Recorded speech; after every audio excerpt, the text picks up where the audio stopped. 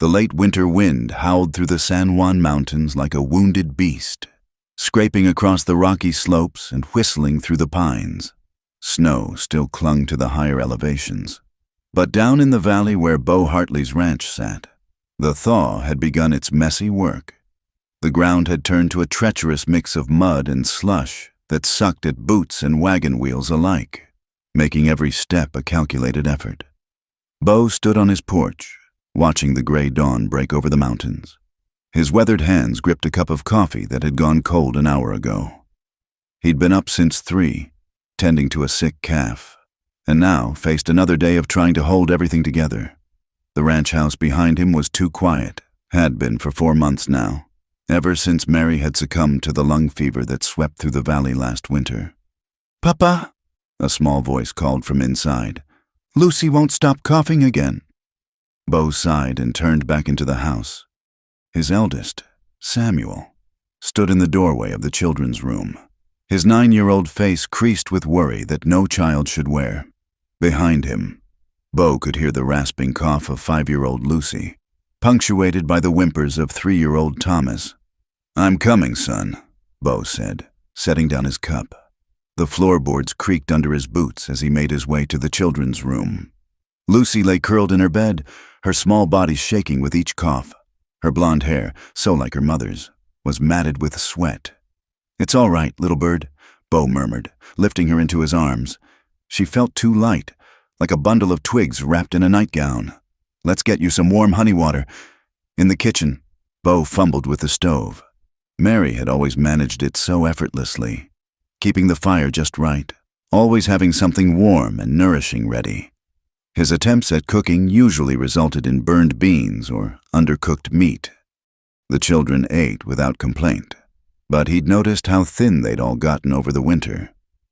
"I can help, Papa," Samuel offered, already reaching for the water bucket. "You're a good boy, Sam," Bo said, his voice rough. "But you shouldn't have to—" He stopped himself. The boy was already doing more than any 9-year-old should, after getting Lucy settled with her honey water and a cool cloth for her forehead. Bo checked on the livestock. The cattle were gaunt, their winter coats hanging loose on their frames. The horses weren't much better. He'd had to sell 2 good mares last month just to buy feed and medicine. At this rate, he'd have nothing left to sell come spring market. The sun was high by the time Bo hitched up the wagon for the trip to Mercy's Bend. He needed supplies, flour, salt, maybe some canned goods if he could afford them. More importantly, he needed to find help. Mrs. Patterson from the neighboring ranch had been coming by twice a week, but her own family needed her now that her daughter was expecting. "Can we come, Papa?" Thomas asked, his round face hopeful. "Not today, little man. You stay here with Sam and Lucy. I'll bring back something special if you're good." The road to town was a brutal 8 miles of rutted tracks and mud holes. The wagon lurched and groaned, threatening to throw an axle at every turn. Bo's shoulders ached from fighting the reins, keeping the horses steady through the worst of it. Mercy's Bend wasn't much to look at. A collection of weather-beaten buildings huddled along a single muddy street.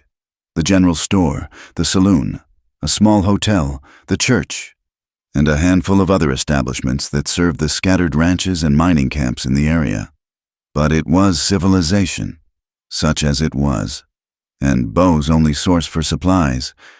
He tied up the horses outside Morrison's general store and scraped the worst of the mud from his boots. Inside, the familiar scent of coffee, leather, and pickle brine greeted him.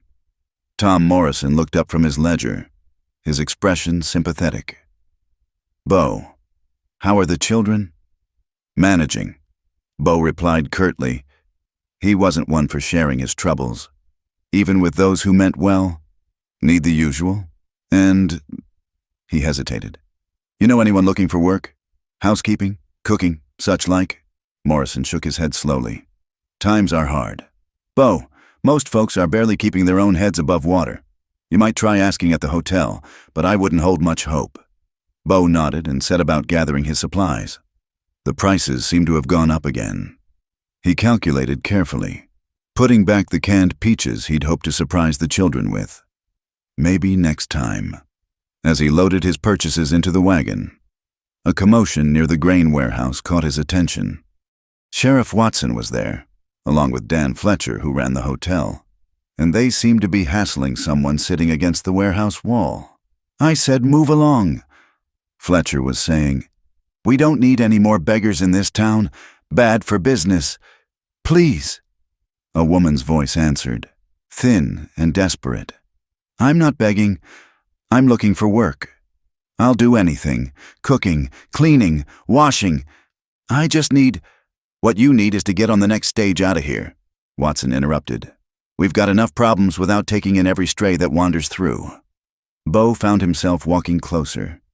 The woman came into view, thin to the point of gauntness. Her dress patched and travel-worn, her dark hair pulled back in a severe bun that only emphasized the hollow shadows under her eyes. She was perhaps 30, maybe younger.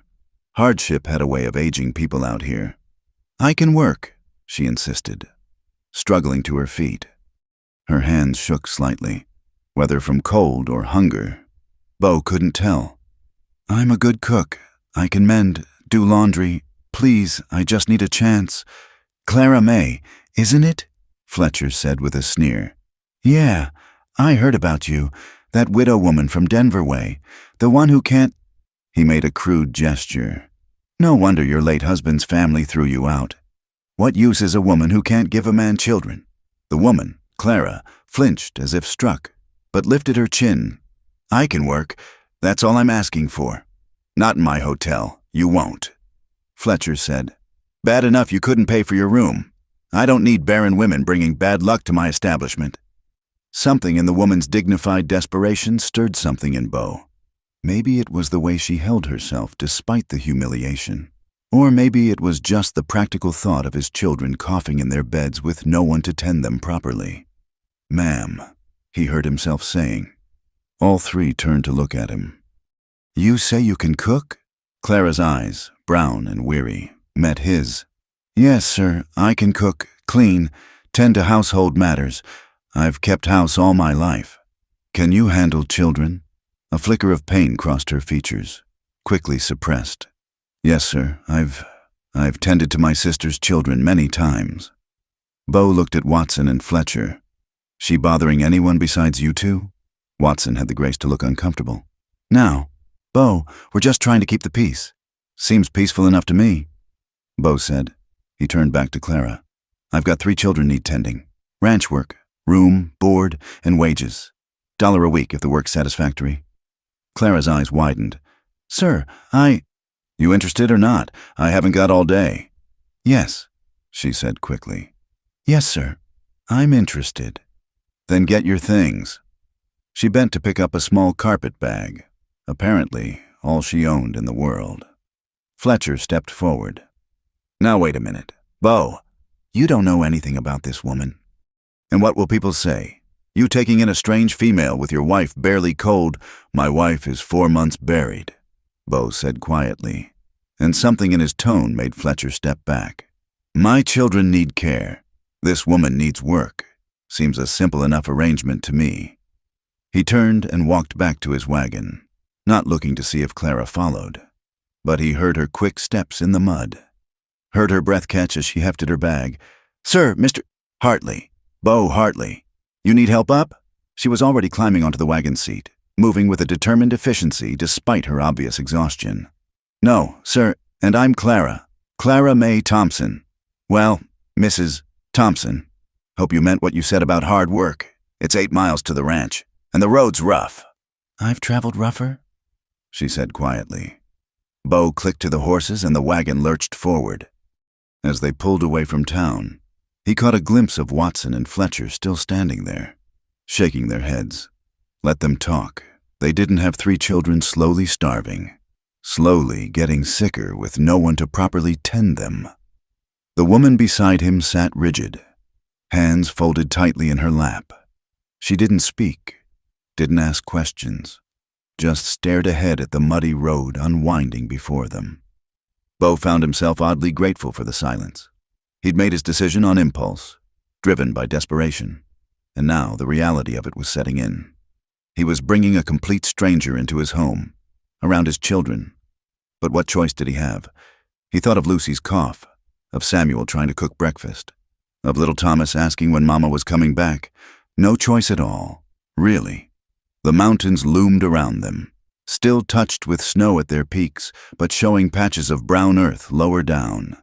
Spring was coming, slowly but surely. Maybe, Bo thought as the wagon wheels found their familiar ruts toward home. Maybe this was part of that renewal. Not a replacement for Mary, never that, but perhaps a necessary help in keeping her children alive and cared for. "It's a hard life out here," he said finally, not looking at the woman beside him. "I'm acquainted with hard lives. Mr. Hartley." Clara replied, and something in her tone suggested she spoke the truth. The ranch came into view as they crested the last hill, the log house with its stone chimney, the barn and outbuildings, the corrals where 2 thin cattle stood in the mud. It wasn't much, but it was all Bo had built with his own hands, with Mary by his side. Now he would have to trust it, and his children, to this stranger whose desperation matched his own. "Welcome to the Double H," he said, pulling the wagon to a stop in front of the house. "Hope you're ready to work, Mrs. Thompson." Clara looked at the house, and Bo saw something in her face that might have been relief or might have been resignation. "I'm ready, Mr. Hartley. You won't regret this." As she climbed down from the wagon, gathering her thin skirts against the mud, Bo hoped she was right. For all their sakes, he hoped she was right. The wagon wheels squelched through the mud as they made their way back along the rutted road. Clara May Thompson sat rigid beside Bo, her thin hands clasped so tightly in her lap that her knuckles showed white through the worn fabric of her gloves. The mountains rose around them, their peaks still crowned with snow that would soon melt and swell the creeks to dangerous levels. Neither spoke for the first few miles. Bo concentrated on navigating the worst of the ruts while stealing occasional glances at the woman he'd just hired. In the clearer light of day, away from the shadows of the warehouse, he could see she was younger than he'd first thought, perhaps 28 or 30. Her face bore the pinched look of prolonged hunger, but her jaw was set with a determination he recognized. It was the look of someone who'd been knocked down many times but kept getting up. "Your children," Clara finally said, her voice barely audible above the creaking of the wagon. "Tell me about them." "Samuel's the eldest, 9, too serious for his age, but that's—" Bo paused, swallowing past the tightness in his throat. "That's been needful since his mother passed. Lucy's 5, sweet as honey, but she's got a cough that won't quit, and Thomas is 3, still asks for his mama every morning." Clara nodded slowly. "And their mother, your wife, she passed from lung fever?" 4 months back. Doctor couldn't come. Storm had the pass blocked. By the time it cleared," he shrugged, the gesture saying what words couldn't. "I'm sorry for your loss, Mr. Hartley." The simple sincerity in her voice made him glance at her again. "What about you? Your husband?" A shadow crossed her features.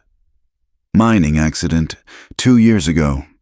She didn't elaborate, and something in the way she turned to look at the passing landscape told Bo not to press. The rest of the journey passed in silence, broken only by the splash of mud and the occasional snort from the horses. As they climbed the final rise before the ranch, Bo found himself seeing his home through a stranger's eyes. The main house was solid enough, 2 stories of hewn logs with a stone chimney, but the porch sagged at one corner and several shutters hung askew. The barn needed painting, and the chicken coop looked like a strong wind might knock it over. "It's not much," he said, suddenly defensive. "But it's weather-tight and the roof's good. It's more than I've had in months. Mr. Hartley." Clara replied quietly, "Where would you like me to stay?" Bo hadn't thought that far ahead. Mary's sewing room? No, that felt wrong somehow. "There's a room off the kitchen. Used to be for the hired hand when we could afford one. It's got a stove and a proper bed. That suit you?" "Yes, sir. That would be fine." As they pulled up to the house, the front door burst open and Thomas came running out. Samuel chasing after him. "Thomas, you're supposed to stay inside," Samuel called, but the 3-year-old was already at the wagon's edge. His round face turned up to study Clara with unabashed curiosity. "Who's that, Papa?" Thomas asked. "This is Mrs. Thompson. She's come to help with the house and cooking." Bo climbed down and lifted Thomas into his arms. "Where's Lucy?" "Sleeping," Samuel said, but his eyes were fixed on Clara with a mixture of suspicion and hope. "Her cough got worse after you left." Clara climbed down from the wagon without waiting for help, her movements careful but self-sufficient. She approached Samuel slowly, as one might approach a wary colt. "You must be Samuel," she said. "Your father tells me you've been taking fine care of your brother and sister." Samuel straightened slightly. "Yes, ma'am. I do my best." "I can see that. Perhaps you could show me where things are in the kitchen? I'd like to make something warm for your sister." The boy looked at his father, who nodded. Some of the wariness left Samuel's face. "Yes, ma'am. This way." The kitchen was a disaster. Dirty dishes piled in the dry sink, the stove cold and crusted with spilled food. Flour scattered across the floor where someone, probably Thomas, had gotten into it. Clara surveyed the mess without comment, already rolling up her sleeves. "First things first," she murmured. "Samuel, could you fetch me some water? And Mr. Hartley, if you could get a fire going in the stove." Within minutes, she had transformed from a hesitant stranger into a whirlwind of purposeful activity. Water heated while she scraped and scrubbed the stove top. The dishes were stacked for washing, the floor swept. She found a pot of beans that had been sitting too long and wrinkled her nose before setting it outside. "When did the children last have a proper meal?" she asked, checking the larder. Bo felt heat rise in his face. "I made biscuits yesterday, and there was bacon." "I see." Her tone held no judgment, but Bo felt judged all the same. She pulled out what supplies were available. Some salt pork, dried beans, a few withered potatoes, cornmeal. "This will do for now. Samuel, is there a kitchen garden?" "Mama had one," the boy said quietly. "But it's all weeds now. We'll see about that come spring." Clara set about making what she called poor folks' soup. Beans and salt pork and whatever vegetables she could find. Stretched with water and seasoned with wild herbs, she sent Samuel to fetch from beside the creek. While the soup simmered, she went to check on Lucy. Bo followed, hovering in the doorway as Clara knelt beside the little girl's bed. Lucy's breathing was labored, her cheeks flushed with fever. "There now, sweet girl," Clara murmured, feeling the child's forehead. "Let's sit you up a bit, make it easier to breathe." She propped Lucy up with pillows, then disappeared back to the kitchen. She returned with a bowl of steaming water scented with something sharp and green. "Pine needles and mint," she explained to Bo. "Have her breathe the steam. It'll help clear her chest." She showed Samuel how to make a tent with a blanket to trap the steam, then returned to her cooking, the smell of real food, not burned, not half raw, began to fill the house. Thomas planted himself at the kitchen table, watching Clara's every move with fascination. "Are you our new mama?" he asked suddenly. Clara's hands stilled for just a moment. "No, sweetheart. I'm here to help take care of you in the house. You can call me Miss Clara." "Miss Clara," Thomas repeated, testing the words. "Can you make pie?" "When we have the fixings, yes. Mama made good pie." "I'm sure she did." Clara's voice was gentle. "What was her favorite kind to make?" "Apple," Samuel said from the doorway. "With cinnamon when we could get it?" Clara smiled at him. "Apple pie is one of my favorites, too. When the apples come in this fall, we'll make some together. Would you like that?" Samuel nodded slowly, and Bo saw some of the rigid control the boy held himself under start to ease. By evening, the kitchen was transformed. Clean dishes lined the shelves, the stove gleamed, and the floor was swept bare. The soup pot bubbled cheerfully, filling the house with warmth and the promise of a real meal. Even Lucy had managed to eat a small bowl, propped up in bed with Clara's help. After supper, Clara asked about her quarters.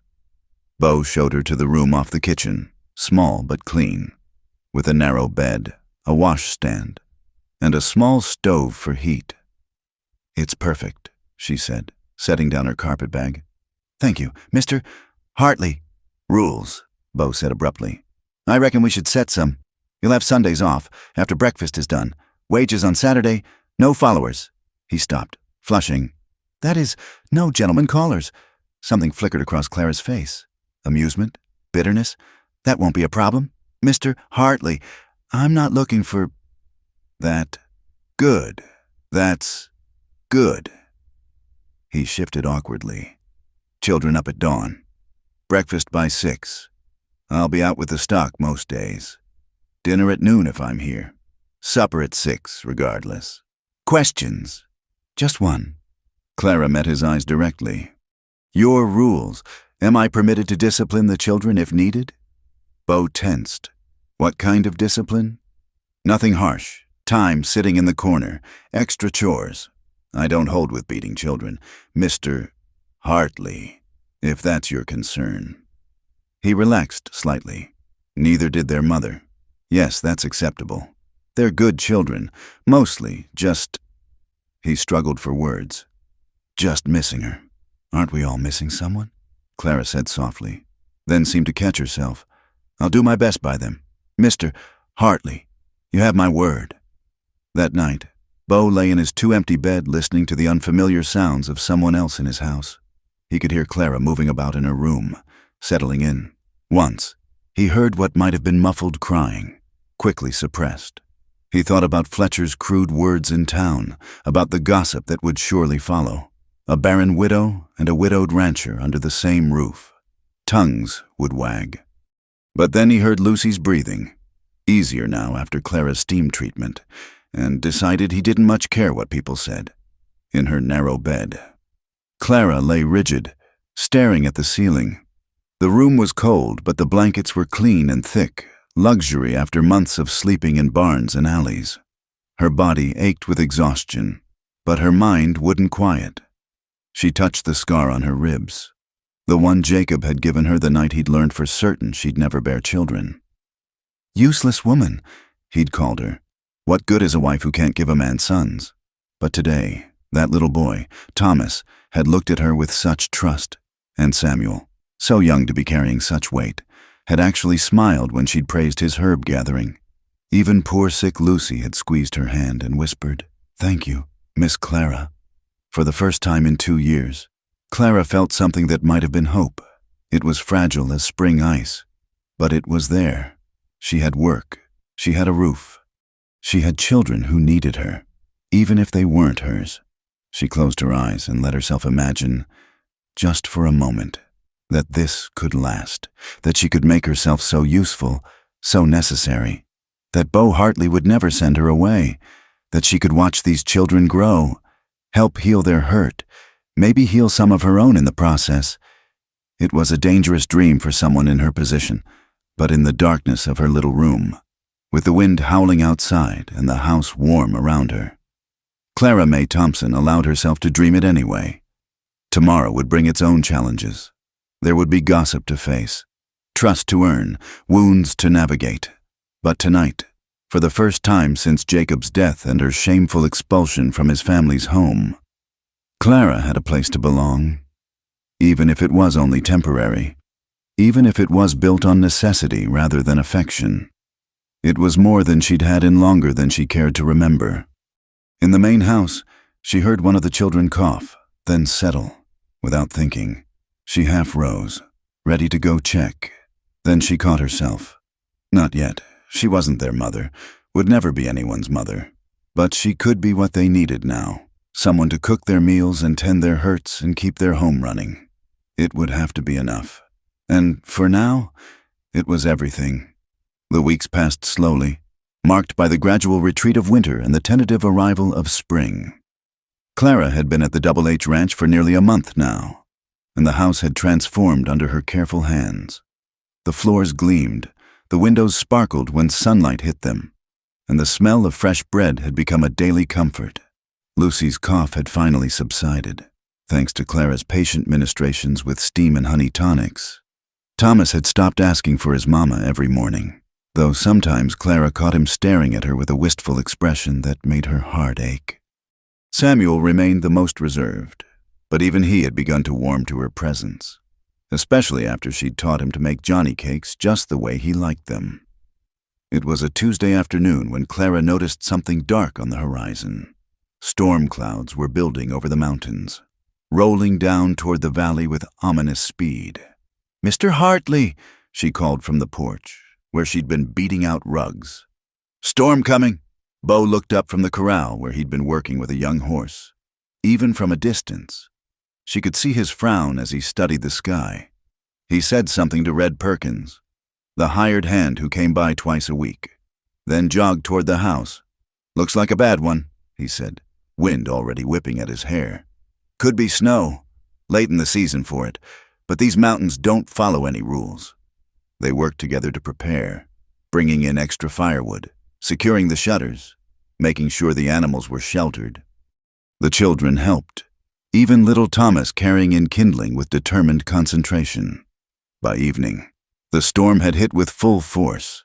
Snow mixed with sleet lashed against the windows, and the wind howled like a living thing.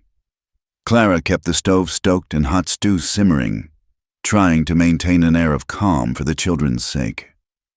"Tell us a story, Miss Clara," Lucy requested, cuddled close to her side on the worn sofa.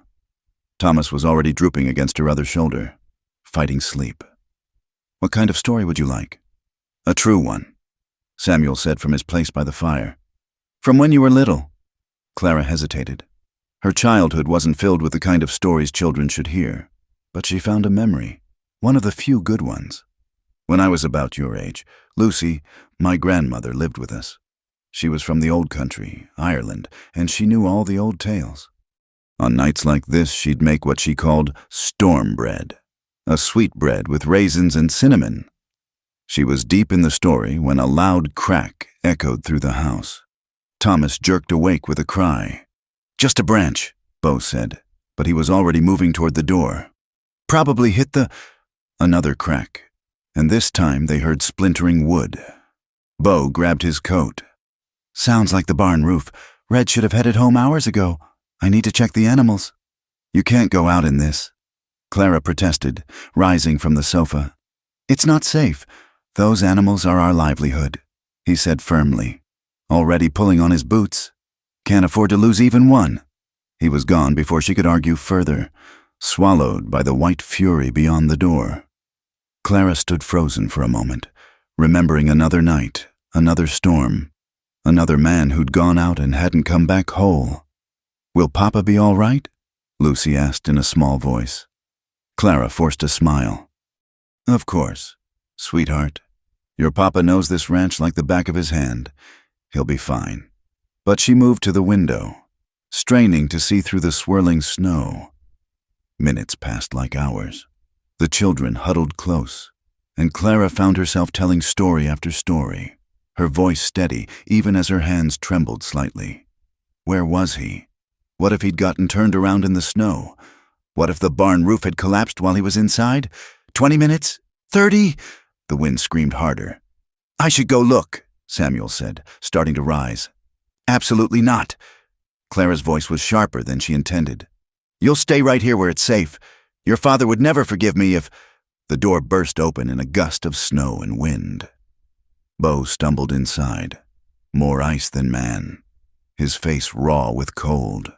Barn roof's damaged but holding. He gasped through chattering teeth. "Got the horses moved to the lean-to." Clara was already moving, pulling off his frozen coat, pushing him toward the fire. His hands were white with cold, and when she touched them, he flinched. "Can you feel your fingers?" "Some." He was shaking now, great shudders running through his frame. "Just need to warm up. Samuel, get blankets from the chest. Lucy, help me heat some water. Thomas, you sit right there and keep your papa company." She worked with efficient care, wrapping him in blankets, preparing hot water for his hands and feet. When she knelt to pull off his boots, he protested. "I can manage." "Hush." Her tone brooked no argument. You're no use to anyone if you lose fingers or toes to frostbite. His feet were pale but not white, which she took as a good sign. She wrapped them in warm towels, then forced him to drink cup after cup of hot coffee, liberally laced with sugar. Gradually, the violent shaking subsided to occasional shivers. Color returned to his face and hands. The children, seeing their father recovering, finally relaxed. "Time for bed," Clara announced, noting Thomas's drooping eyelids. "This storm's not going anywhere tonight." For once, there were no protests. Even Samuel went willingly, worn out from worry. Clara tucked them in, making sure extra blankets were piled on each bed.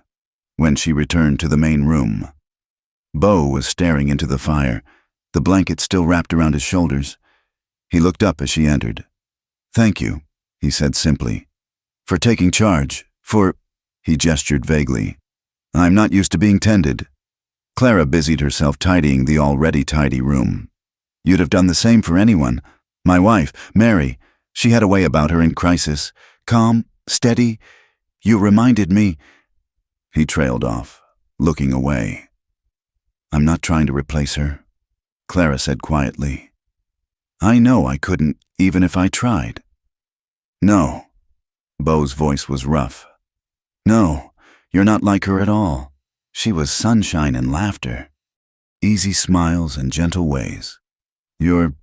He paused, seeming to search for words.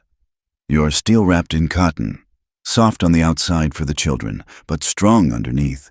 It's different." Clara didn't know how to respond to that, so she didn't. The fire crackled between them, and the storm continued its assault on the house. "Where did you learn it?" Bo asked suddenly. "The doctoring, the way you took control?" She was quiet for so long he thought she wouldn't answer.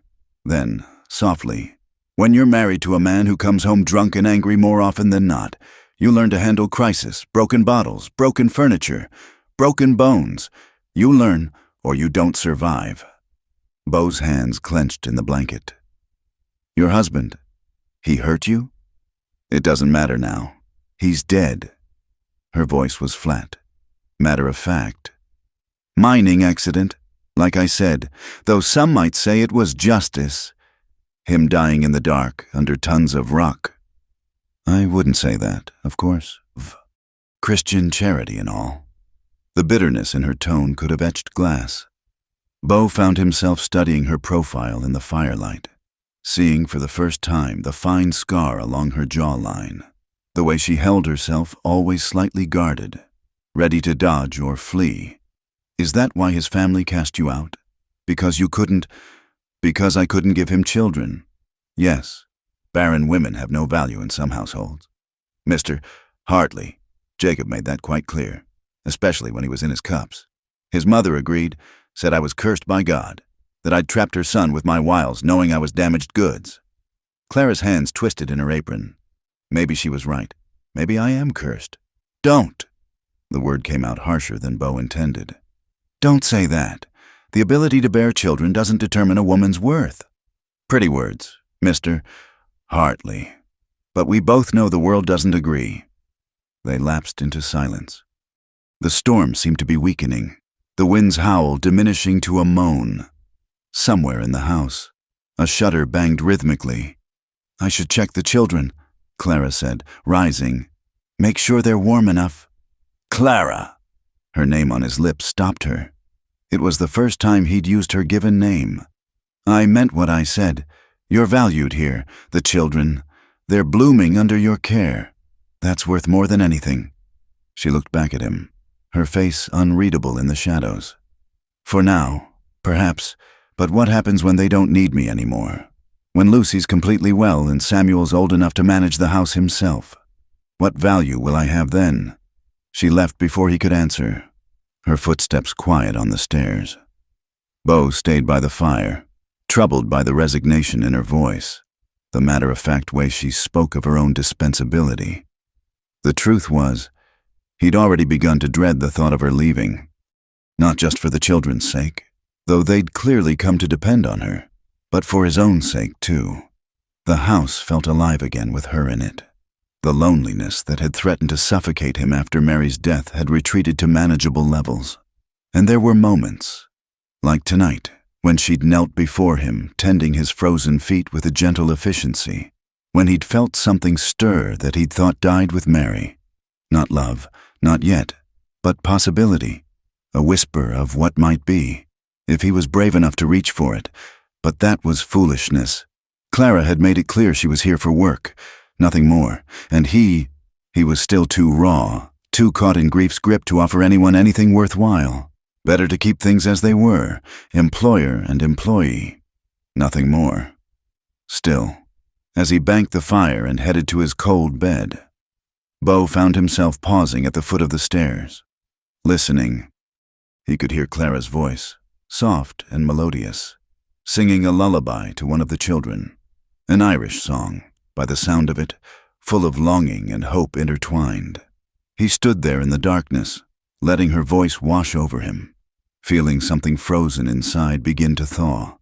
Tomorrow they'd return to careful distance, professional courtesy.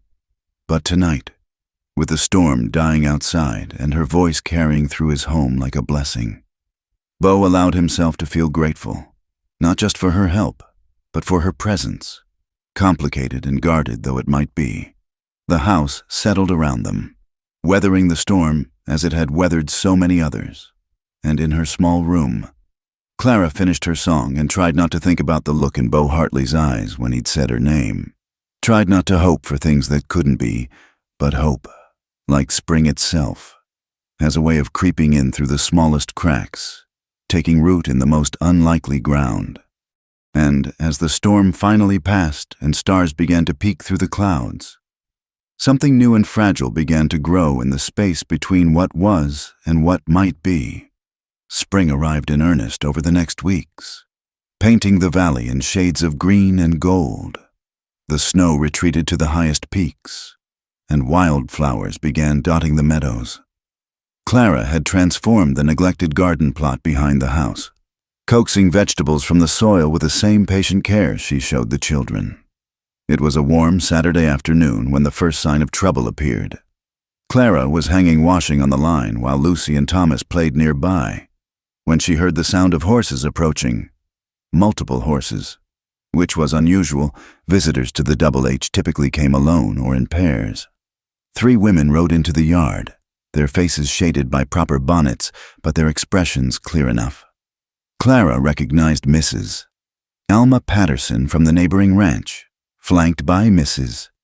Dorothy White, the minister's wife, and Mrs. Elizabeth Morrison from the general store. "Good afternoon," Clara said, wiping her hands on her apron. "Mr. Hartley is out with the herd, but I can—" "We've come to see you, Mrs. Thompson," Alma Patterson interrupted, her tone crisp as winter frost. "Might we speak privately?" Clara glanced at the children. Lucy had stopped playing and was watching with wide eyes. "Lucy, dear, would you take Thomas inside?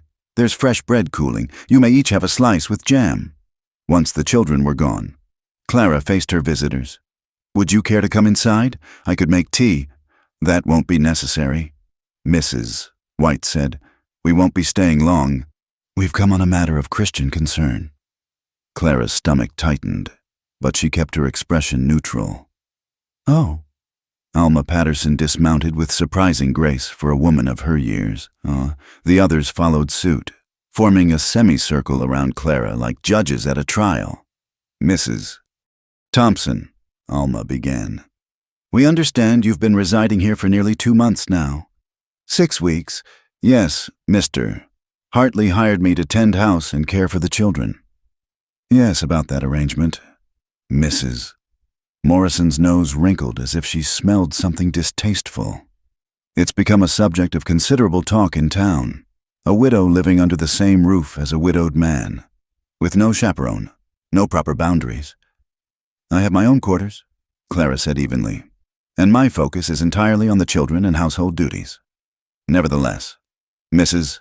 White interjected, "the appearance of impropriety is nearly as damaging as impropriety itself. Surely you understand the delicate position this puts Mr.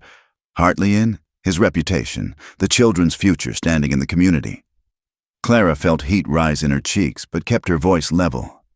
The children were suffering when I arrived, sick, underfed, struggling with their grief. Now they're healthy and cared for. I fail to see how that damages anyone. Because you're not thinking clearly, Alma said, not unkindly. My dear, we know about your circumstances, your inability to bear children, your husband's family's rejection. It's understandable that you'd grasp at any position offered.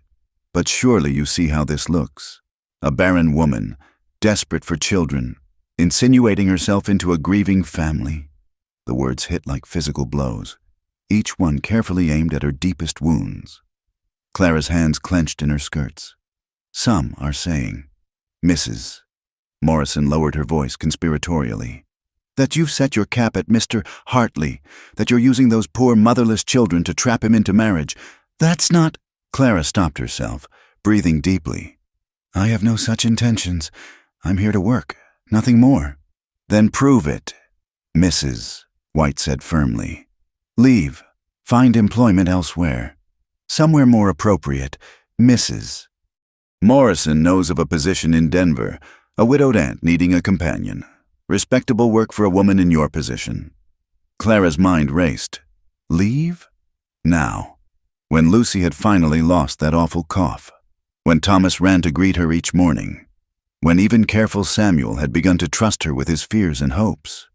I can't, she said quietly. I won't abandon those children.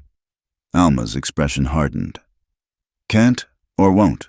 Because I assure you, Mrs. Thompson, if you persist in this inappropriate arrangement, will have no choice but to make our concerns more public. The minister has already expressed reservations about allowing the Hartley children to attend Sunday school under such circumstances. Clara felt the ground shift beneath her feet. To have the children shunned, to have their innocent hearts bear the weight of adult judgment. It was unbearable. You don't understand, she began. But Mrs. Morrison cut her off. We understand perfectly. You're a woman with nothing, clinging to what isn't yours. But consider this. If you truly care for those children as you claim, you'll do what's best for them. And what's best is a proper mother, not a barren stranger playing house. The women remounted their horses, satisfied with their Christian duty, as they rode away. Alma looked back. 2 weeks, Mrs. Thompson. Make your arrangements, for everyone's sake. Clara stood in the yard long after they'd gone, her whole body trembling. She'd been foolish to think she could have even this, a job, a purpose, a family that wasn't hers but that she'd grown to love. The world had ways of reminding women like her of their place. Miss Clara, Lucy's voice came from the doorway. Are you crying? Clara quickly wiped her eyes. No, sweetheart, just some dust from the road. Those ladies weren't very nice. Lucy observed with a child's clarity. I didn't like how they looked at you. They meant well. Clara lied. Now, how was that bread? The rest of the afternoon passed in a blur. Clara went through the motions, preparing supper, mending Samuel's torn shirt, helping Thomas with his letters. But her mind was elsewhere. Planning, calculating. She had some wages saved, enough perhaps for stage fare to Denver. The thought of being a companion to some elderly woman, confined to stuffy rooms and endless tedium, made her soul shrivel. But what choice did she have? When Beau returned at sunset, dusty and tired from moving cattle, he immediately sensed something was wrong. Clara served supper with her usual efficiency, but she wouldn't meet his eyes, and her responses to the children's chatter were distracted. After the children were abed, Beau found her in the kitchen, packing dishes away with unnecessary force. What happened? He asked without preamble. Nothing of consequence. She didn't turn around. Clara. He moved closer. What happened? She stilled, then slowly faced him. In the lamplight, he could see she'd been crying, though she'd tried to hide it. I had visitors today, Mrs. Patterson, Mrs. White, and Mrs. Morrison. Beau's expression darkened. The trinity of moral judgment. What did those biddies want? Despite everything, Clara's lips twitched at his description. To save your reputation and the children's, it seems my presence here has become problematic. Problematic? He said the word like it tasted bad. Let me guess. Improper for a woman to work in a man's house? Scandal and shame. Think of the children? Something like that. Clara turned back to her dishes. They made some valid points. Valid? Clara, look at me. When she didn't, he gently touched her shoulder. She flinched, but turned. What did they say to you? The truth. Her voice was barely a whisper.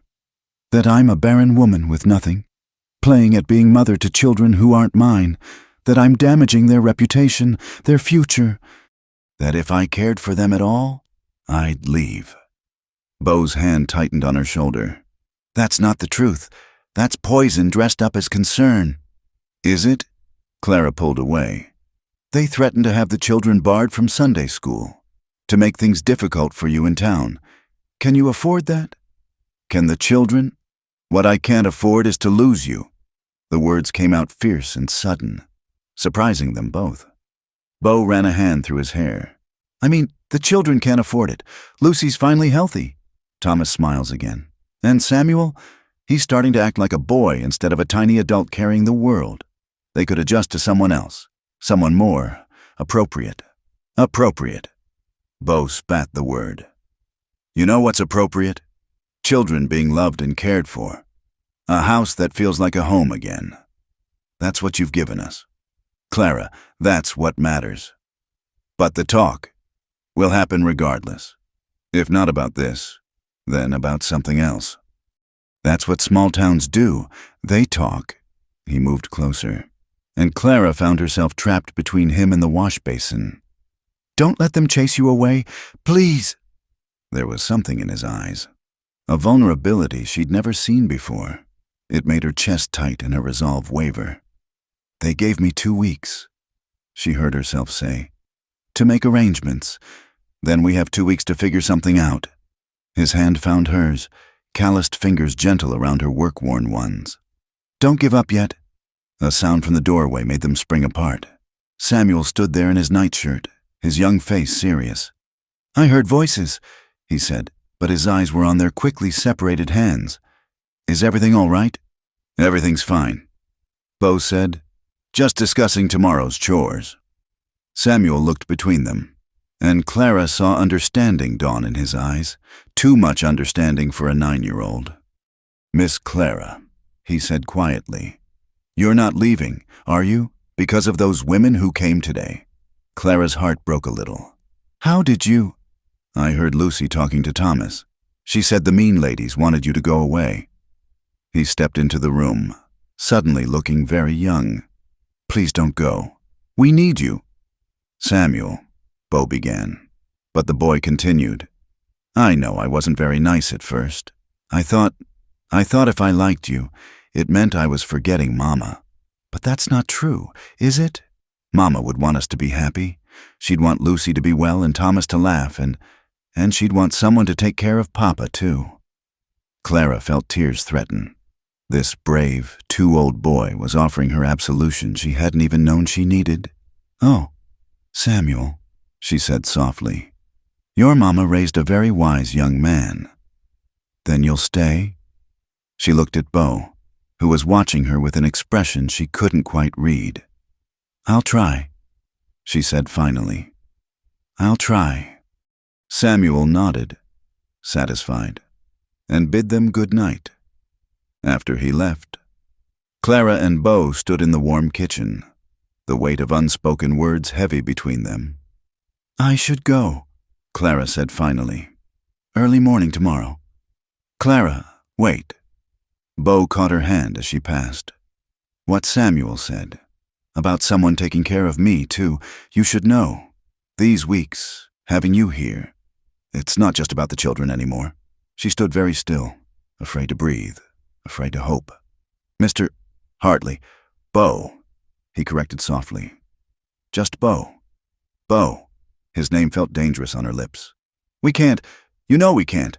Even if we wanted to, it would only prove them right. Would it be so terrible? His thumb traced circles on her wrist.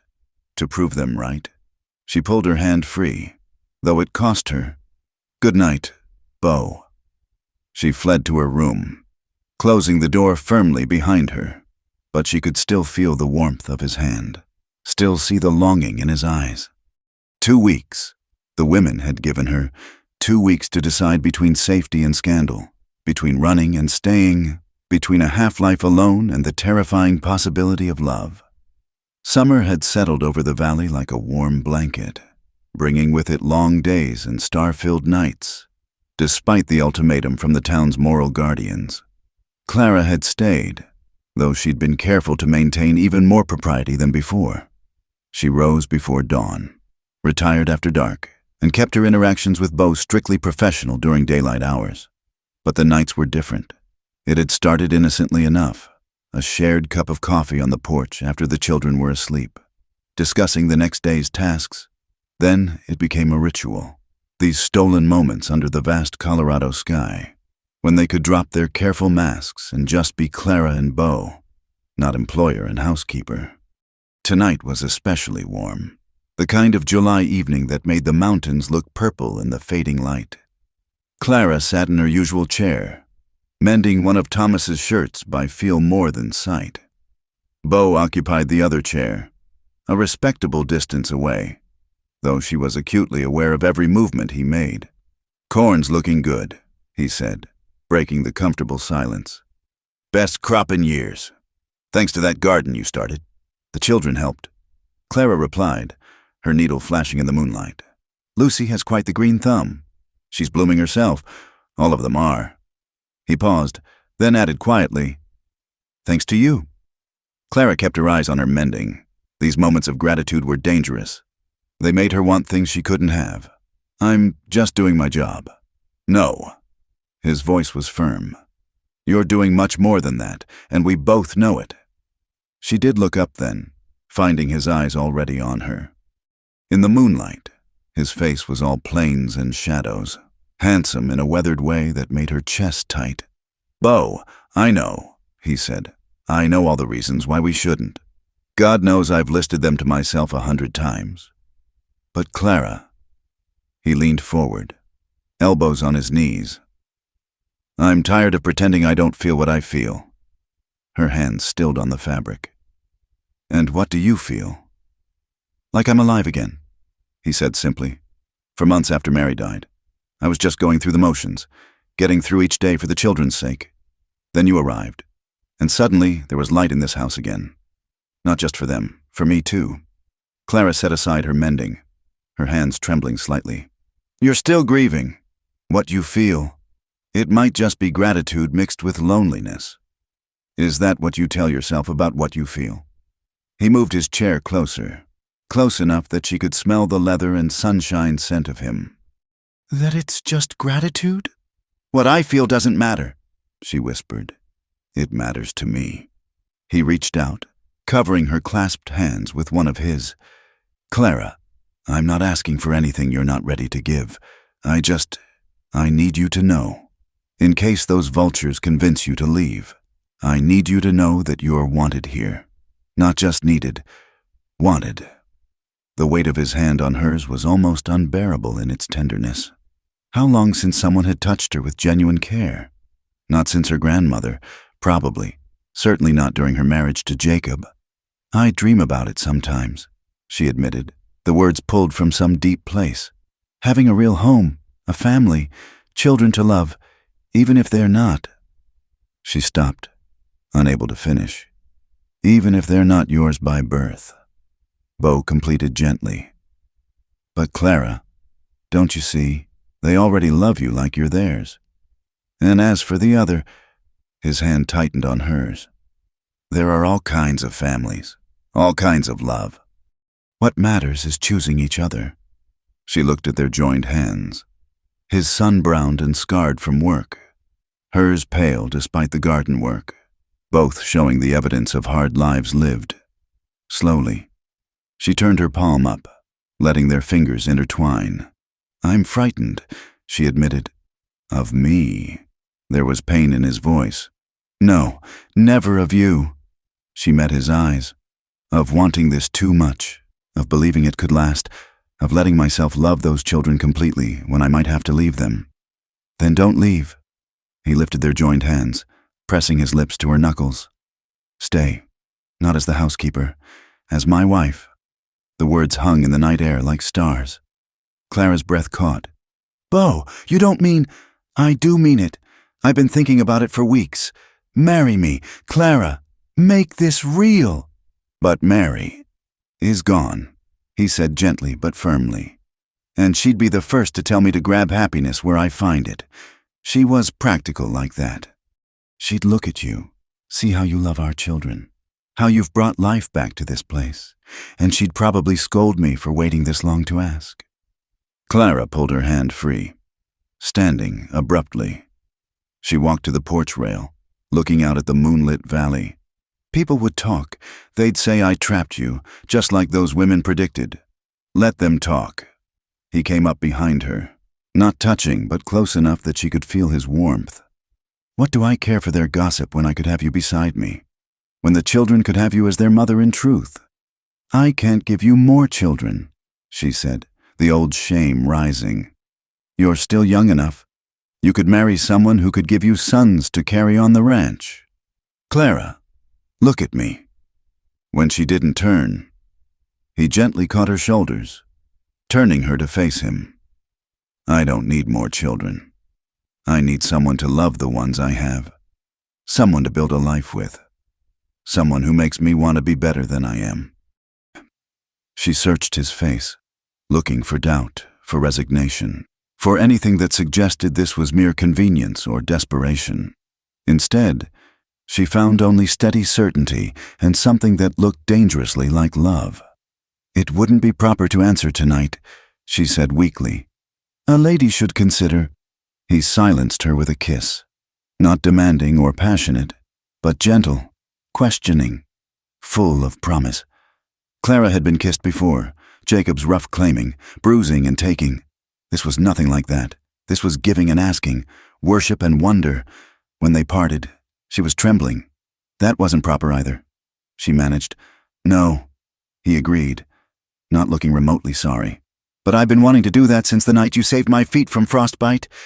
Despite everything, she laughed, a small, surprised sound. That's what won you over? My nursing skills? That's what started it, he corrected. But it was everything after. The way you hum when you're cooking. How you know just when Thomas needs a hug or when to let Samuel work through his moods. The way you've made this house a home again. His hand slid down to capture hers. The way you look in the morning light when you don't know I'm watching. Beau. His name was half plea, half prayer. Think about it, he said. That's all I ask. Think about staying, not as an employee, but as family, real family. She nodded, not trusting her voice. He squeezed her hands once more, then stepped back. I should check the livestock, he said, though they both knew it was an excuse to give her space. Good night, Clara. Good night, she whispered. After he left, Clara sank into her chair, legs unsteady, married. He wanted to marry her, not because he needed a housekeeper or the children needed care, but because he wanted her. Clara May Thompson, barren woman, cast-off wife. Nobody from nowhere. She thought of Lucy's trusting eyes, Thomas's chubby arms around her neck, Samuel's rare but precious smiles. Thought of Beau's work-worn hands gentle on hers, his lips soft against her knuckles. Thought of waking every day in this house not as an employee but as its mistress, with the right to love these people openly and fully. The moon was high when she finally went inside, in her small room. She sat on the narrow bed and tried to imagine trading it for the big bedroom upstairs, sharing that space with Beau. The thought made her flush with heat that had nothing to do with the summer night. She'd told him she was frightened, and that was true. But beneath the fear was something else. A wild, desperate hope that maybe, just maybe, she could have this. A second chance at everything Jacob had made her believe she didn't deserve. Through her window, she could see Beau by the barn, checking the horses as he'd said. Even from here, she could see the tension in his shoulders, the way he kept looking back at the house, waiting, wondering. Clara rose and went to her small trunk, pulling out her best dress, a deep blue cotton she'd made herself during the early days of her first marriage, when she'd still believed in happily ever after. She'd kept it through everything, though she couldn't say why. Now, holding it up, she wondered if perhaps she'd been saving it for this, for a moment when she might believe in happiness again.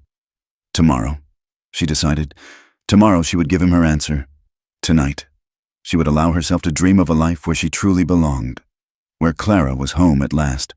In the barn, Beau leaned against Buttercup's stall, his heart still racing from that kiss. He'd been too forward. He knew. Should have courted her properly, given her time, but time felt precious suddenly, like something that could be snatched away by gossiping women or Clara's own fears. "What do you think, girl?" he asked the mare. "Did I mess it all up?" Buttercup whickered softly, nuzzling his shoulder. "Mary always said I was too impulsive," he continued. "But sometimes a man knows what's right. And Clara, she's right for us, for all of us." He thought of his late wife, wondering if she'd approve. Mary had been sunshine where Clara was moonlight, laughter where Clara was quiet strength. But both women had the same core of steel, the same fierce love for children, the same way of making a house feel like home. "I'll always love you," he whispered to the night, to Mary's memory. "But I think it's time to love again. I think you'd want that for me, for them." The night wind carried no answer, but in his heart, Beau felt a kind of peace. Tomorrow would bring what it brought, but tonight, he'd kissed Clara May Thompson under the stars, and she hadn't pulled away. For now, that was enough. In the house, 3 children slept peacefully, unaware that their world might be about to change again, but this time, the change would be one of joy, not sorrow. This time, it would be a beginning, not an ending. And in her narrow bed, Clara lay awake, her lips still tingling from Beau's kiss, her heart daring to hope that maybe, just maybe, she'd finally found her place in the world. The morning after Beau's proposal dawned bright and clear, but Clara had barely slept.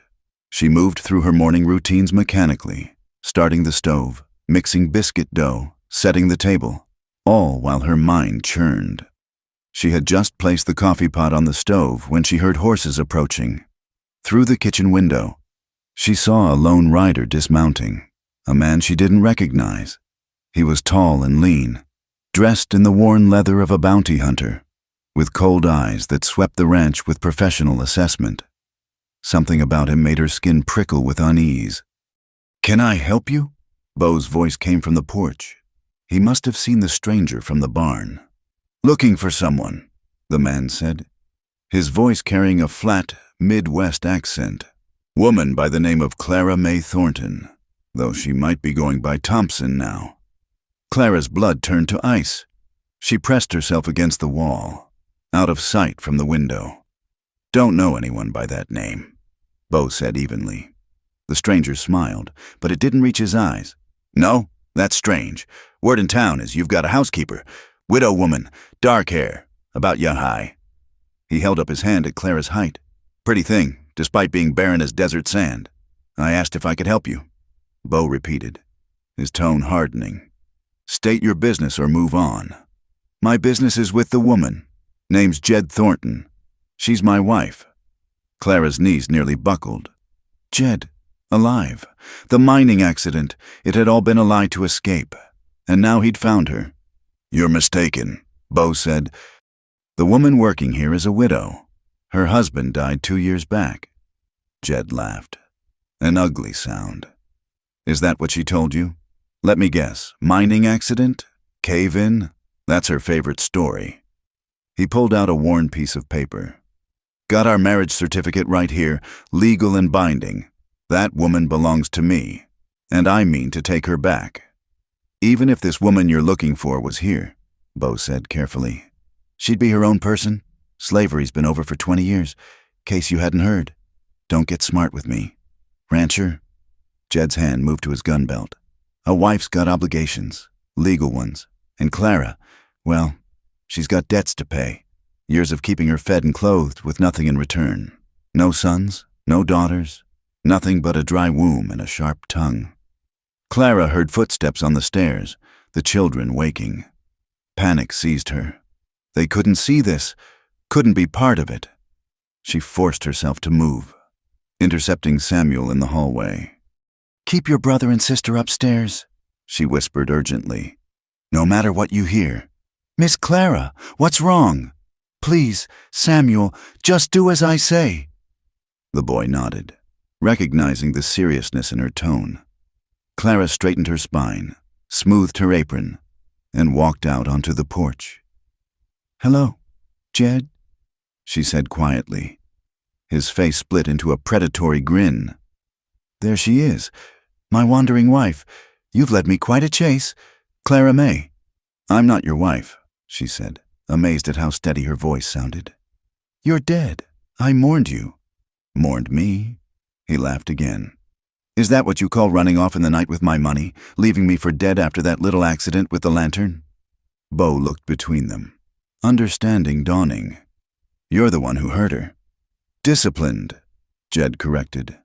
"A man's got rights in his own home, though from the looks of things, she's found herself another protector. Tell me, rancher, she spread her legs for you yet, or is she still playing the virtuous widow?" The crude words hung in the morning air like a slap. Bo stepped forward, but Clara caught his arm. "Don't," she said quietly. "He's not worth it." "Listen to her," Jed advised.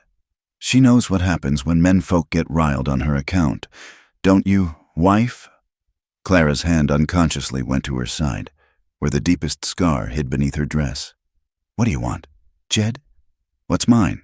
You, or—" His eyes swept the ranch appraisingly. "Compensation for my loss. Man spends years feeding and housing a woman. He's owed something when she runs, say, $100. "You're selling her?" Bo's voice was disgusted. "Collecting a debt," Jed corrected. "Though I'd rather have her back. She's got skills, even if she can't breed. Knows how to keep house, how to keep quiet when told, usually." His eyes glittered with remembered violence. Sometimes needed reminding, but she learned. "I'll get your money," Clara said quickly. "I have wages saved." "You'll do no such thing," Bo interrupted. "This man has no claim on you." "Legal wife," Jed said, waving the certificate again. "Unless you got proof otherwise." Clara felt trapped, the morning sun suddenly too bright, the air too thin. All her running, all her careful building of a new life, undone by one piece of paper and a man who should have been dead. "Give us an hour," Bo said suddenly, "to discuss this." Jed considered. 1 hour. Then I want my wife or my money. Try anything funny, and I'll have the sheriff out here. Kidnapping's a serious charge, especially when children are involved. His gaze went to the house meaningfully. "Pretty place. Shame if it got all tangled up in legal troubles." The threat was clear. Clara felt sick. 1 hour. Bo agreed. Jed remounted his horse. "I'll be in town. The saloon. Don't make me come back out here." After he rode away, Clara sank onto the porch step, shaking. Bo knelt beside her. "Clara, talk to me. Is he really your husband?" "Was," she whispered. I hoped he was dead. The mine shaft collapsed with him in it. I didn't cause it, whatever he says, but I didn't try to get help either. I just ran." "Because he beat you." It wasn't a question. Clara nodded, unable to meet his eyes. "For 5 years. It got worse after the doctor said I couldn't have children, said I'd trapped him with a barren womb, said I owed him sons, and since I couldn't give them—" She trailed off. "So you ran." "I took some money," she admitted, "from his strongbox. Enough to get away. I suppose that makes me a thief as well as a runaway wife." Bo was quiet for a long moment. Then he stood, pulling her up with him. "Go inside. Get the children ready for town. Bo, we're going to end this. Today."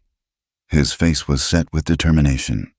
"Get your things too, all of them." "You're sending me away?" The words came out small and broken. He cupped her face in his hands. "I'm taking you to town to marry me. Today, Now, before that bastard can interfere. Clara's eyes widened. But he's my husband. Legal? You said the mine collapsed 2 years ago, and he never came looking until now. Beau's smile was grim. In Colorado, abandonment for over a year dissolves a marriage. Judge Carter explained it to the widow Martinez last year when her no-good husband turned up after 3 years. If Jed abandoned you for 2 years, you're free to remarry. Hope bloomed in Clara's chest, fragile as spring flowers. But he'll fight it. He'll make trouble. Let him try. Beau's hands were steady on her face. I asked you to marry me last night. Clara Mae Thompson. I'm asking again now. Will you have me? She thought of Jed's cruel eyes, his casual ownership of her. Then she looked at Beau, steady, strong Beau, who'd never raised a hand to her, who asked rather than demanded, who offered protection not as a cage but as a gift. Yes, she whispered. Yes, I'll marry you. Then let's go. Samuel, he called. Get your brother and sister dressed in their Sunday best. We're going to town. The ride to town was tense. Clara constantly looking over her shoulder for Jed, but they made it to the small church without incident. Reverend White looked surprised to see them. Mr. Hartley? Is everything all right? We need you to perform a marriage, Beau said. Now. The Reverend's eyebrows rose. I see. And do you have the proper documentation, witnesses? Doc Wilson and Tom Morrison can witness, Beau said. As for documentation, Clara's first husband abandoned her 2 years ago. That makes her free to remarry under Colorado law, doesn't it? Well, yes, if proper abandonment can be proven. The Reverend looked uncomfortable. Mr. Hartley, I feel I should mention that my wife expressed some concerns about the propriety of your current arrangement, which is why we're here to make it proper, Beau said firmly. Will you marry us or not? The Reverend hesitated, then nodded. Let me get my book. While he was gone, Clara tried to smooth her simple dress. I'm not dressed for a wedding. She fretted. You're perfect, Beau assured her. Then, to the children, how do you three feel about Miss Clara becoming your new mama? Really? Lucy's face lit up. Forever and always. If you'll have me, Clara said softly. Thomas threw his arms around her legs. Mama, Clara. Even Samuel smiled. It's about time, he said with 9-year-old wisdom. The ceremony was quick and simple. Doc Wilson and Tom Morrison served as witnesses, both looking pleased despite the circumstances. Clara barely heard the words, too aware of Beau's warm hand holding hers, of the children clustered close, of the new name she was taking. Hartley. Clara Hartley. It sounded like belonging. I now pronounce you man and wife. Reverend White concluded, you may kiss your bride. This kiss was different from last night's, brief, proper, but with a promise of more to come. When they parted, Clara was Mrs. Beau Hartley and Jed Thornton had no claim on her. They were just leaving the church when Jed appeared, his face dark with anger. What's this then? He demanded. You think a quick ceremony changes anything? As a matter of fact, it does. Doc Wilson spoke up. Mrs. Hartley here is a married woman. Any claim you might have had is dissolved. She was already married. To me. Were you? Judge Carter had emerged from his office, drawn by the commotion. When did you last see your wife? Mr. Thornton. And that's none of your... It's very much my business if you're claiming marital rights. The judge interrupted. When did you last see her? Jed's jaw worked. 2 years back, but 2 years. And you made no effort to find her? No contact? No support? She ran off. That constitutes abandonment under territorial law. Judge Carter said firmly, your marriage is dissolved. This woman is free to remarry, which it appears she's done. Any further harassment of Mrs. Hartley will be met with legal consequences. Jed's hand twitched toward his gun, but the sheriff had appeared, standing casually but ready. I'd think real careful about your next move, Sheriff Watson advised. For a long moment, the street was silent. Then Jed spat in the dust at Clara's feet. Keep her then, he snarled at Beau. barren bitch ain't worth the trouble anyway. But this ain't over. I'm owed something for my troubles." He stalked away, and Clara sagged against Bo with relief. "It's done," she whispered. "It's really done. It's just beginning," he corrected, wrapping an arm around her waist. "Let's go home, Mrs. Hartley." The ride back to the ranch was different from the tense journey to town. The children chattered excitedly about having a real mama now. Clara held the marriage certificate like a talisman, still hardly believing. As they crested the rise to the ranch, Bo reached over and took her hand. "No regrets?" he asked quietly. Clara looked at him, this good man who'd stood up for her, who'd claimed her when she had nothing to offer but herself, and smiled. "No regrets," she confirmed. "Though you might have some when you realize you've married a woman who can't give you more children." "Clara Hartley," he said firmly, "I married you for you, not for what you can or can't give me, but for who you are. The woman who saved my children, who brought life back to my home, who makes me want to see tomorrow. That's enough, more than enough." The children had run ahead into the house, their voices bright with excitement. Clara and Bo sat in the wagon a moment longer, hands linked, hearts finally at peace. "Welcome home, Mrs. Hartley," Bo said softly. "I've been home since the day you brought me here." Clara replied, "I just didn't know it yet." They climbed down from the wagon together, walking into their house as husband and wife, ready to face whatever came next as a family. Behind them, the sun set over the mountains, painting the sky in shades of hope and promise. And somewhere in town, Jed Thornton drank himself into a stupor and made plans that would soon bring everything crashing down. But for now, for this moment, there was only joy.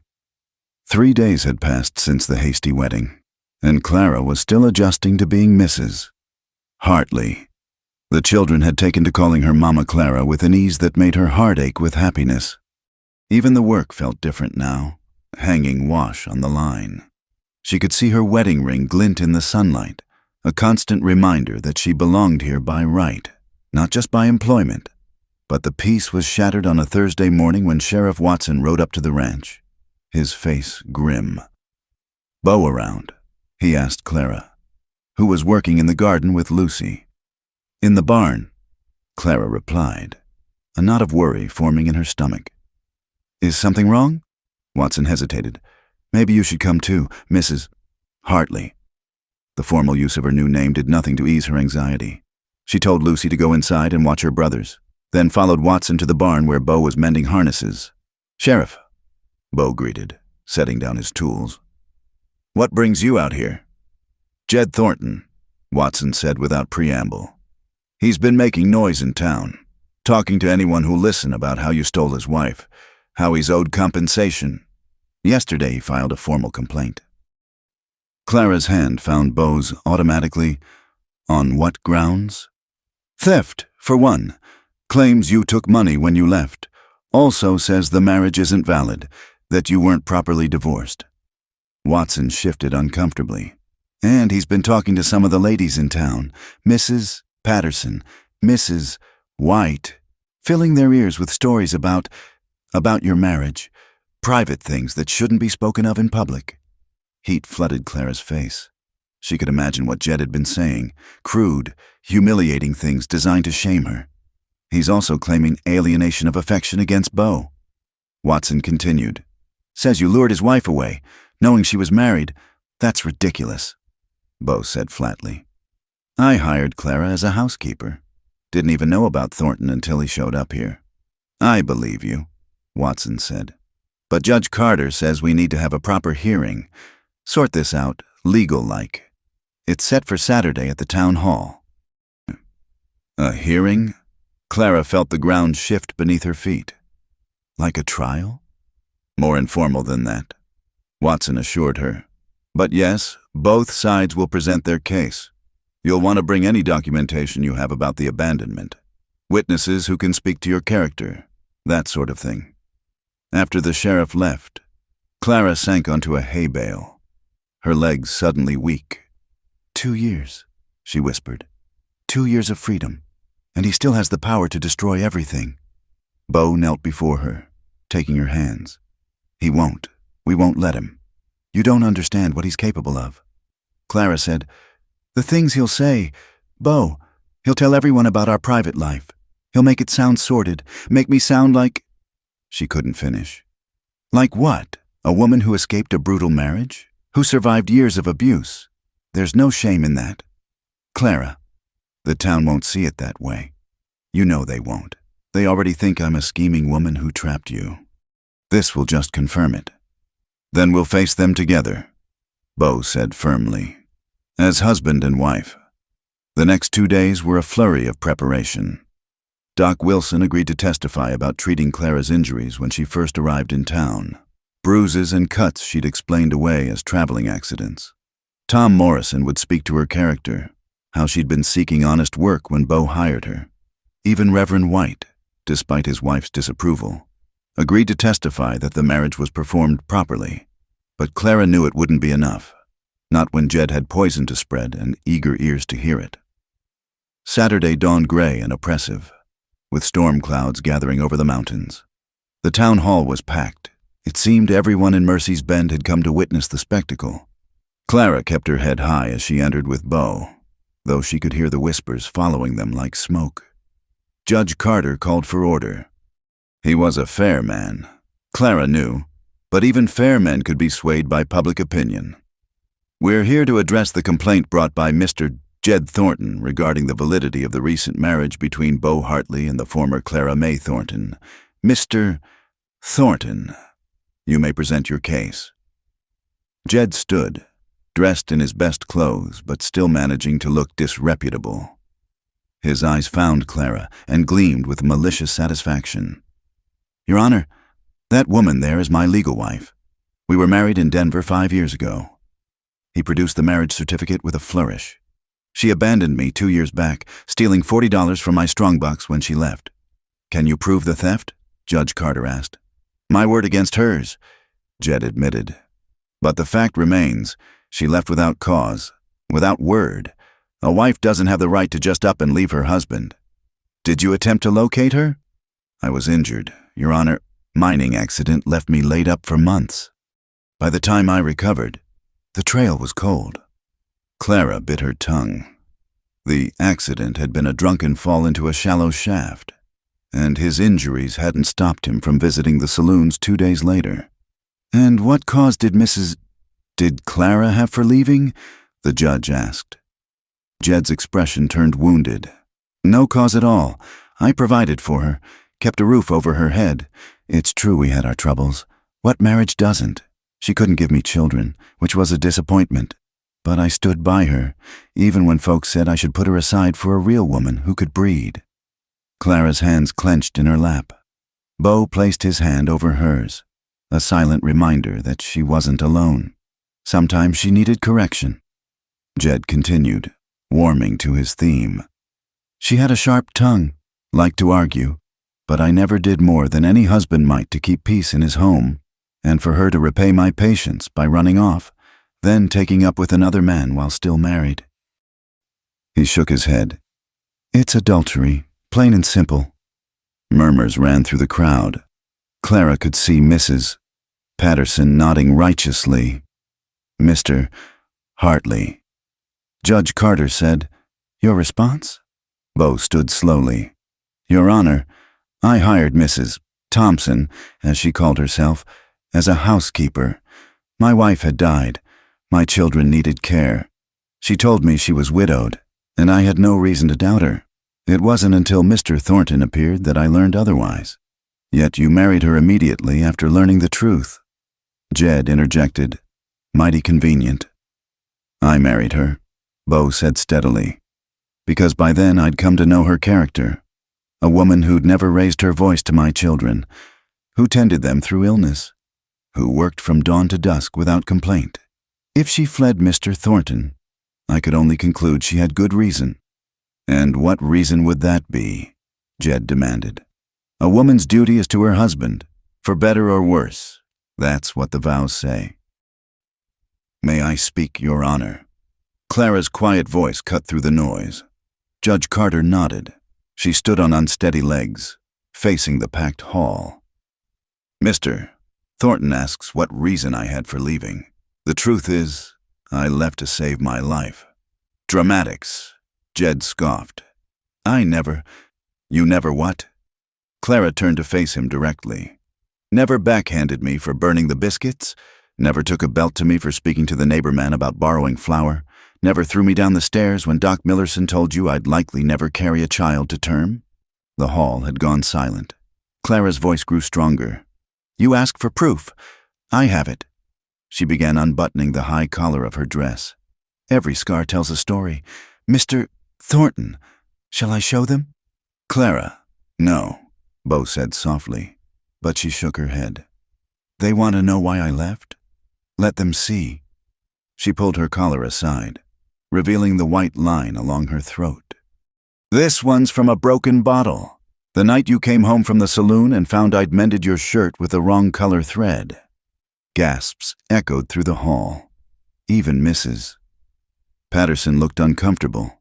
Clara touched her ribs. 3 broken, winter of '84. You said I was too slow bringing your supper. Her hand moved to her arm. Burn scar here, from when you held my wrist against the stove to teach me not to waste lamp oil. Lies. Jed sputtered. She's making it up for sympathy. Am I? Clara looked at Doc Wilson. Doctor, you treated me when I first arrived in town. What did you see? The elderly physician stood slowly. Bruises in various stages of healing, cuts on her hands and arms, malnutrition, clear signs of long-term abuse. A hard journey, Jed began. I've treated enough beaten women to know the difference. Doc Wilson said firmly. Don't insult my intelligence or my experience, Mr. Thornton. Clara rebuttoned her collar with steady hands. You ask why I left? I left because I wanted to live, because even a barren woman deserves that chance. I took $40. Yes, wages for 5 years of unpaid labor, 5 years of being your servant, your nurse, your punching bag when the mood took you. Even if true, Jed said desperately. She was still my wife. She had no right. She had every right. A new voice spoke from the back of the hall. A woman stepped forward, elderly, dignified, a face Clara recognized with shock. Mrs. Thornton? Clara gasped. Jed's mother. The older woman walked to the front, her cane tapping against the floor. I've held my peace for too long, she said, hoping my son would change, would become the man his father was, but I won't stand by while he pursues this good woman further. Mother, Jed started. Silence. Her voice cracked like a whip. Your Honor, I can testify to my son's treatment of his wife. I saw the bruises, heard the screams. I told Clara to endure, that it was a wife's lot. God forgive me, I was wrong. She turned to Clara. I came as soon as I heard he was pursuing you, to make amends, if possible. And to tell the truth, my son abandoned his marriage long before Clara left. He abandoned it every time he raised his hand to her. The silence in the hall was deafening. Jed's face had gone white, then red. You'd take her side over your own blood? He snarled. I side with truth, Mrs. Thornton replied. Something you've been a stranger to most of your life. Judge Carter cleared his throat. I believe I've heard enough, Mr. Thornton. Do you deny the accusations of abuse? Jed's jaw worked. A man has rights in his own home, he said finally. If discipline was needed, that's answer enough. The judge said. Colorado law is clear. Abandonment can be physical or constructive. A pattern of abuse that forces a spouse to flee for safety constitutes constructive abandonment. Furthermore, Mr. Thornton made no effort to locate his wife for 2 years, which confirms actual abandonment as well. He looked at Clara with something like kindness. Mrs. Hartley, your marriage to Mr. Hartley is valid and binding. Mr. Thornton has no claim on you, legal or otherwise. He turned stern eyes on Jed. Furthermore, any attempt to harass or contact Mrs. Hartley will be met with immediate arrest. Is that understood? Jed's face was ugly with rage. This ain't over, he said. Not by a long shot. Yes, Sheriff Watson said, stepping forward. It is. You'll leave town by sunset, Mr. Thornton, or spend the night in jail. Your choice. For a moment, violence trembled in the air. Then Jed spat on the floor and stormed out, his mother following more slowly. The crowd began to disperse, many looking ashamed. Mrs. Patterson paused near Clara. I owe you an apology, she said stiffly. I didn't know. I shouldn't have judged. Clara nodded, too drained to respond. Then strong arms were around her, and she was being held against Beau's solid chest. It's over, he murmured. You're free, truly free. Take me home, she whispered. Please, just take me home. The ride back to the ranch was quiet. The children, who'd stayed with the minister's assistant, ran out to greet them. Is everything all right? Samuel asked anxiously. Did that bad man go away? He's gone, Beau assured him. And he won't be back. That night, after the children were asleep, Clara stood on the porch looking at the stars. Beau joined her, wrapping a blanket around her shoulders. You were brave today, he said. Braver than any woman should have to be. I was terrified. Clara admitted. But I couldn't let him win. Not again. He won't. Never again. Beau pulled her close. You're a Hartley now. We protect our own. Clara leaned into his warmth. Your wife, Mary, she was lucky to have you. And now I'm lucky to have you.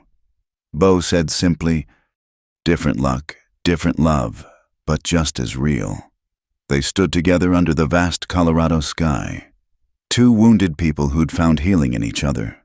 In the house, 3 children slept peacefully, secure in the knowledge that their new mama was there to stay. And somewhere in the distance, Jed Thornton rode away, his power broken, his hold on Clara finally and forever severed. The stars wheeled overhead, indifferent to human drama, but in the small circle of light cast by the ranch house windows, a family had been forged. Not by blood alone, but by choice, by courage, and by the kind of love that grows strongest in the broken places. The weeks following the hearing passed in peaceful rhythm. Autumn had arrived in the valley, painting the aspens gold and bringing crisp mornings that required extra quilts on the beds. Clara had fully settled into her role as Mrs. Hartley, and the ranch thrived under the care of 2 parents working in harmony. It was a Sunday afternoon, after church and the big midday meal, when Clara stood before the small gathering in the churchyard. The ceremony was simple, just family, a few close friends, and Reverend White presiding. But to Clara, it was everything. Dearly beloved, the Reverend began, his voice carrying across the small group. We are gathered here to witness a reaffirmation of vows between Beau and Clara Hartley, and to celebrate the formal adoption of Samuel, Lucy, and Thomas by Clara as their legal mother. Clara's eyes misted as she looked at the 3 children standing between her and Beau. Samuel, trying to look grown up in his best shirt. Lucy in the yellow dress Clara had sewn for her, and little Thomas fidgeting with his collar but beaming with excitement. The first wedding had been rushed, born of necessity and protection. This one was chosen, deliberate, a declaration before God and community that they were truly family. Clara, Reverend White continued, do you take these children as your own, to love, protect, and guide as their mother, through good times and bad, in sickness and health, for as long as you all shall live? I do, Clara said firmly, her voice carrying all the love she'd been holding back for so long. With all my heart, I do. Children, do you accept Clara as your mother, to honor and obey, to turn to in times of trouble and times of joy? Yes, Thomas shouted, making everyone chuckle. We do, Samuel said more formally, but his smile was bright. Yes, Mama, Lucy whispered, already reaching for Clara's hand. And Beau, do you reaffirm your vows to Clara, to love, honor, and cherish her as your wife? Every day for the rest of my life, Beau said, his eyes never leaving Clara's face. Then, by the power vested in me, I declare you a family in the eyes of God and law. What the Lord has brought together, let no one tear asunder. The small crowd erupted in applause. Doc Wilson wiped his eyes. Tom Morrison clapped Bo on the back. Even Mrs. Patterson, who had become a tentative friend since the hearing, dabbed at her cheeks with a handkerchief. But Clara only had eyes for her family. Thomas launched himself at her legs. Lucy wrapped arms around her waist. Even Samuel, dignified Samuel, pressed close for a hug. "Mama Clara," Thomas said, looking up at her with shining eyes. "Now you're really ours forever, right? Forever and always." Clara promised, kneeling to gather all three children close. Nothing will ever change that. Bo's hand settled warm on her shoulder, and Clara looked up at him through tears of joy. This man who had saved her, who had stood against convention and gossip to make her his wife, who had given her the family she'd thought she'd never have, no regrets, he asked softly, echoing his question from months ago. "Only one," Clara said, rising with Thomas on her hip. "That Mary isn't here to see how well you've all done, how happy her children are." "She knows," Lucy said with the certainty of childhood. "She told me in a dream. She said she sent you to us." Clara's throat tightened. "Did she now?" "Uh-huh. She said we needed a mama who knew about being sad but chose to be happy anyway. That's you, isn't it? You were sad before, but now you're happy." "Yes, sweetheart." Clara managed. "Now I'm happier than I ever dreamed possible." The reception was held at the ranch. Nothing fancy. Just cake Clara had baked herself and cider from their own apples. Neighbors who had once whispered now offered genuine congratulations. The children ran and played with their friends, their laughter carrying on the autumn wind. As the sun began to set, painting the mountains purple and gold, Clara found herself alone on the porch for a moment. She touched the simple gold band on her finger, still marveling at how much had changed in a single year. "Wool gathering?" Bo asked, joining her. "Remembering?" Clara said. "That first day, when you found me by the grain warehouse? I was so lost, so certain my life was over. And you—" She turned to face him. "You offered me a chance, just a job. You said, just cooking and cleaning. Best hired help I ever found," Bo said with a grin. "Even if I did end up having to marry her to keep her." Clara laughed, swatting his arm. "Bo Hartley." "It's true, though," he said, growing serious. "You saved us. Clara, all of us.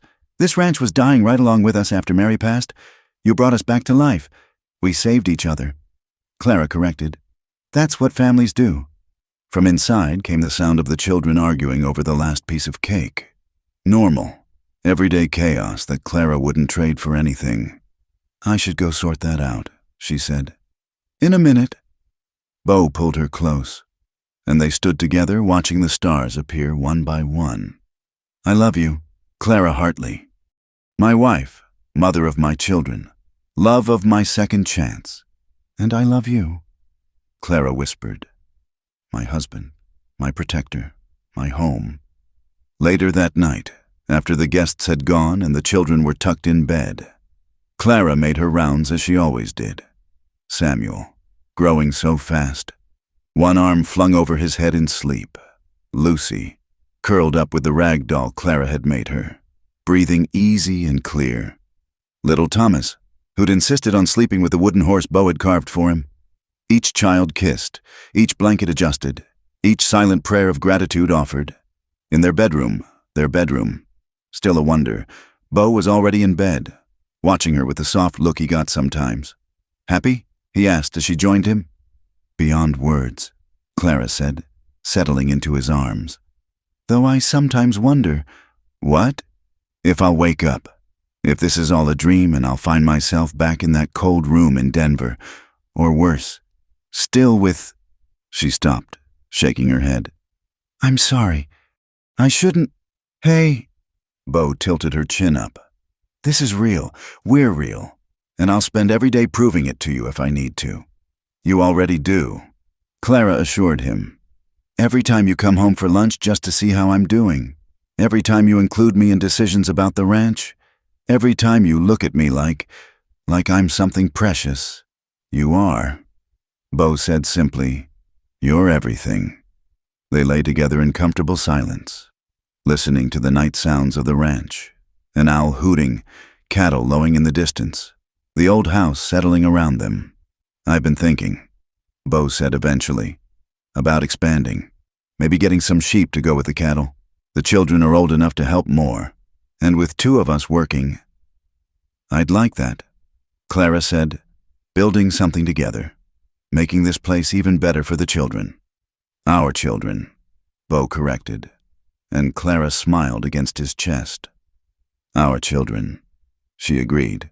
"Our family, our life." As sleep claimed them, Clara's last thought was a prayer of thanksgiving, for second chances, for love that healed old wounds, for 3 children who called her mama and meant it, for a man who'd seen past her broken pieces to the woman she could become. The moon rose full over the Double H Ranch, blessing the house where love had triumphed over pain, where a makeshift family had become real, where Clara Mae Thompson had finally become who she was meant to be, Clara Hartley, wife, mother, and living proof that sometimes the best families are the ones you choose. In the morning there would be chores and challenges, the daily work of ranch life. But there would also be Lucy's laughter, Thomas's hugs, Samuel's quiet smiles. There would be Bo's steady presence, his hand in hers as they faced whatever came. There would be home. And for a woman who'd once had nothing but the clothes on her back and bruises on her soul, home was everything. The stars wheeled overhead, keeping their ancient watch, and in the house below, a family slept peacefully, bound not by blood alone, but by choice, by courage, and by love, the strongest bonds of all. Thank you for listening to this story. I'd love to know where you're listening from. Please share in the comments below so we can connect. If you enjoyed this tale from the Wild West, don't forget to subscribe to From Wild West channel and share your thoughts about Clara and Bo's journey. What touched your heart the most? Let me know in the comments.